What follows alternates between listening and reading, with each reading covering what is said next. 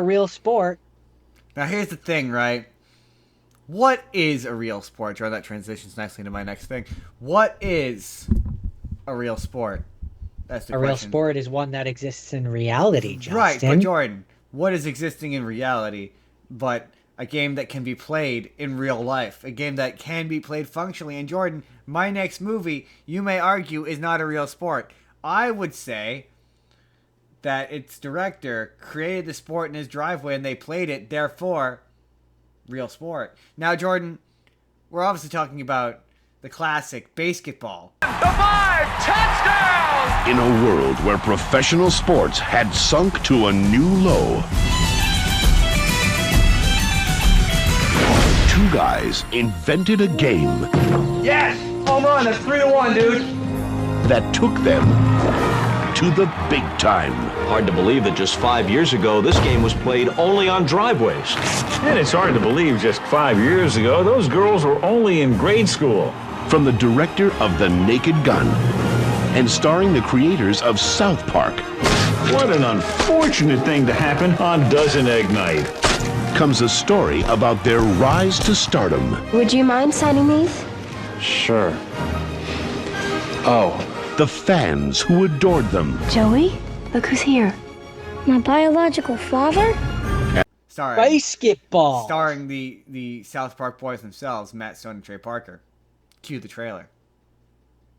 Now, Jordan, you would say that basketball is not a real sport. I would say that it is, in fact, based on a sport that the director, David Zucker, invented.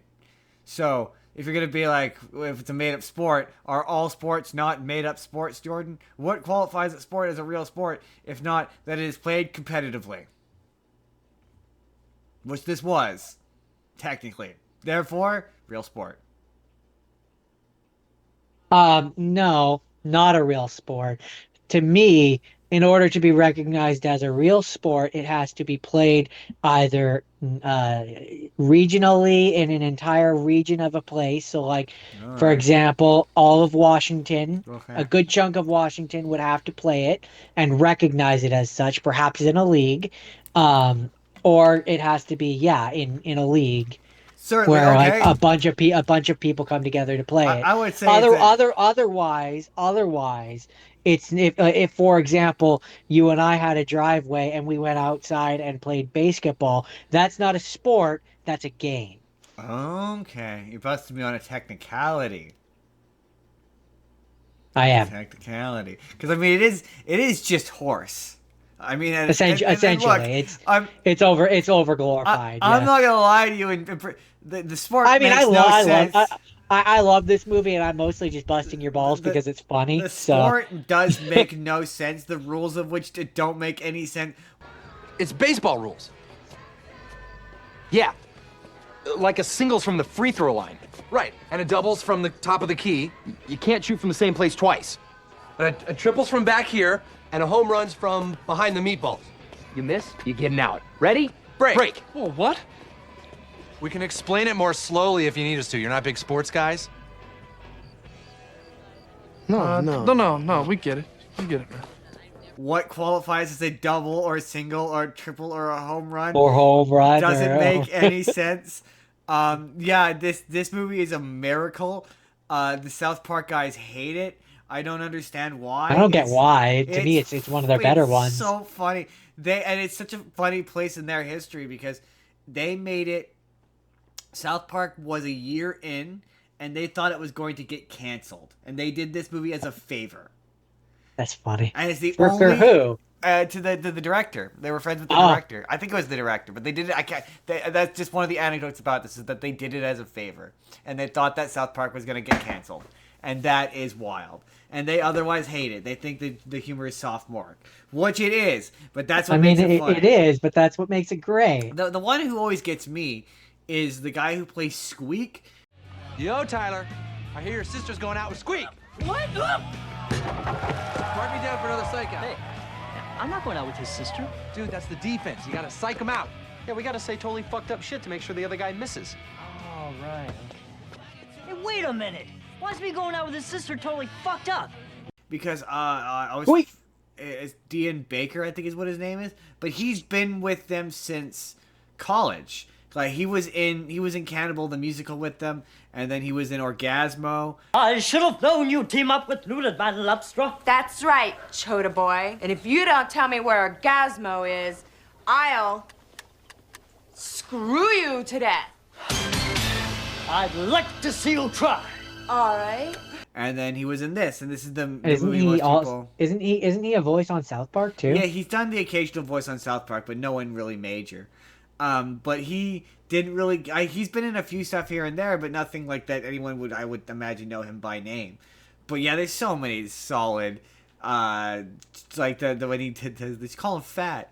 Like, no, that's not cool. I'm feeling fat. Hey, Grunsky, you losing weight?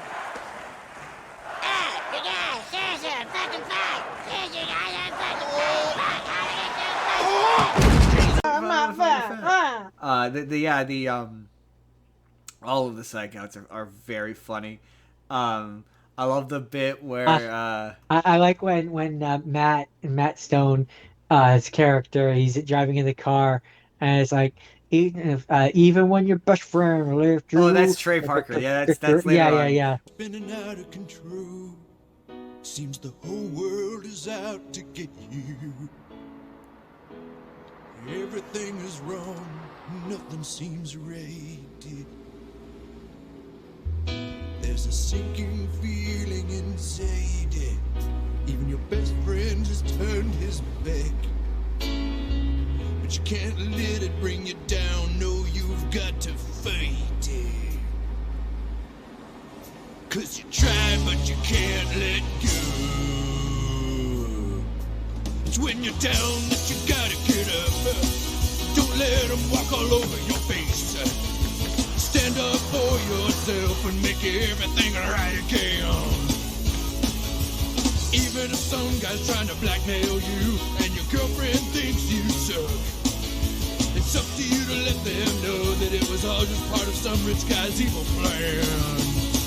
Look out ahead, there's a truck changing lanes. You got some yellow crumbs on your upper lip, and those warts on your dick aren't gonna go away unless you start using topical cream every day.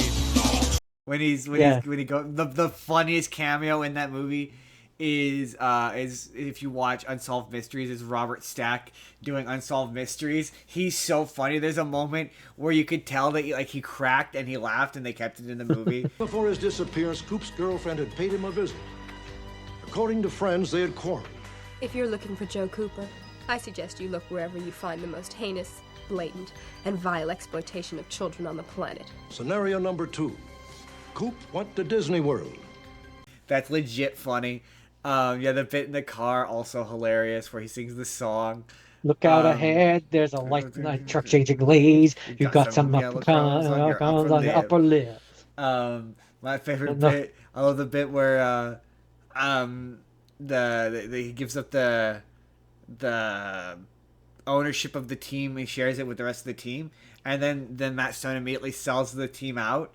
And it's like, wait a minute, isn't it? You say you sold to all of them.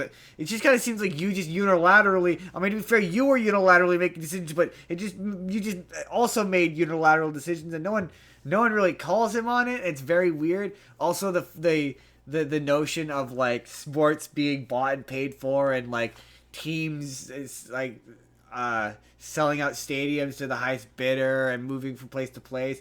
At one point, there's a young Kevin Michael Richardson shows up at the beginning. The Old West. And after playing for New England, San Diego, Houston, St. Louis, a year for the Toronto Argonauts, plus 1 season as a greeter at the Desert Inn, I'm happy to finally play here in the fine city of Miami. Minnesota. Whatever. Shit. As one of the players getting traded. That's still weirdly relevant today. Like, a lot of the humor in this is still weirdly relevant. It's so funny. About corporate interest in sport is just so hilarious. It's very sophomoric in the law. So does it check at all or any of the boxes? Oh, absolutely. There's a big game at the end that they have to win in order to save the team from the thing. But also, this is kind of a parody of sports movies, so like I think that's intentional. I think it's being cliche on purpose.